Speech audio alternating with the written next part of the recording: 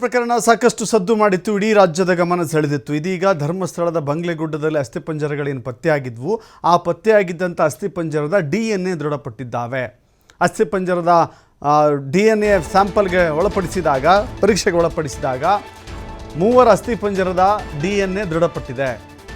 ಕೊಡಗು ಜಿಲ್ಲೆಯ ವಿರಾಜಪೇಟೆಯ UB ಅಯ್ಯಪ್ಪ 70 ವರ್ಷ ಅವರಿಗೆ ಮೃತಪಟ್ಟಿದ್ದಾಗ UB ಅಯ್ಯಪ್ಪ ಅವರ DNA ದೃಢಪಟ್ಟಿದೆ. ಇನ್ನು ತುಮಕೂರು ಜಿಲ್ಲೆಯ ಗುಬ್ಬಿ ತಾಲೂಕಿನ ಆದಿಶೇಷ ನಾರಾಯಣ 27 ವರ್ಷ, ಇನ್ನು ಕೋಲಾರ ಜಿಲ್ಲೆಯ ಶ್ರೀನಿವಾಸಪುರದ ಕೃಷ್ಣಪ್ಪ 85 ವರ್ಷ DNA ದೃಢಪಟ್ಟಿದೆ.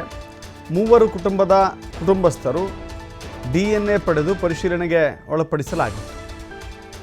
ಈಗ DNA ಮ್ಯಾಚ್ ಆಗಿದೆ.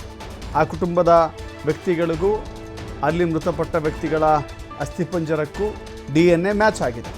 ಸೊ ಹೀಗಾಗಿ ಅವರದ್ದೇ ಆ ಮೃತದೇಹಗಳು ಅನ್ನೋದು ಗೊತ್ತಾಗಿದೆ. ಅನೇಕ ಅಸ್ಥಿಪಂಜರಗಳು ಲಭ್ಯವಾಗಿದ್ವು. ಅದೆಲ್ಲ ಏನೆಲ್ಲ ಆಯಿತೋ, ಆ ಬುರುಡೆ ಪ್ರಕರಣ, ಬುರುಡೆ ಗ್ಯಾಂಗ್, ಅದರ ಹೊರತಾಗಿ ಕೂಡ ತನಿಖೆ ಅಂತೂ ಮಾಡಲೇಬೇಕಲ್ವಾ.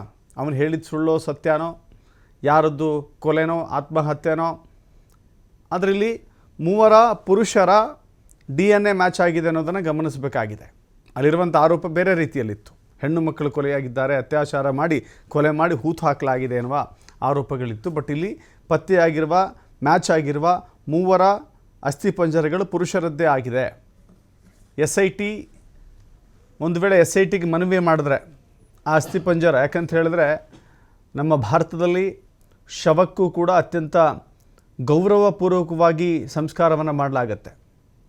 ಸಂಸ್ಕಾರ ಮಾಡದೇ ಹೋದರೆ ಬಹಳ ದೊಡ್ಡ ಅಪಚಾರ ಆಗುತ್ತೆ, ಶಾಂತಿ ಸಿಗೋದಿಲ್ಲ ಎನ್ನುವ ನಂಬಿಕೆಯನ್ನು ಇಟ್ಕೊಂಡಿರುವಂಥ ಸಂಪ್ರದಾಯ ಇದೆ.